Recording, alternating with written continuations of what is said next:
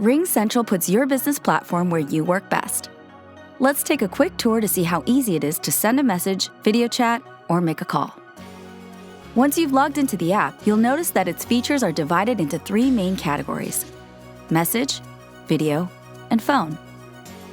The message section lets you engage in conversations with people from within and outside your organization. You can chat one-on-one, in a group, or as a team. You can post messages, share files, manage tasks and events. You can start one-on-one video calls and voice calls, and even initiate video conference calls when chatting in a group. The video section lets you start, schedule, and join video meetings.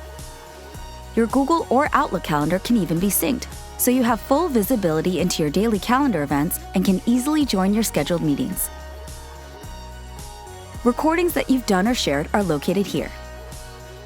The phone section displays your call history, voicemails, faxes, and text messages. You can even bring up the dial pad to manually input phone numbers that you want to call. You can also use the app to send text messages or faxes. Take your business communications to the next level with RingCentral. For more helpful tips, visit university.ringcentral.com.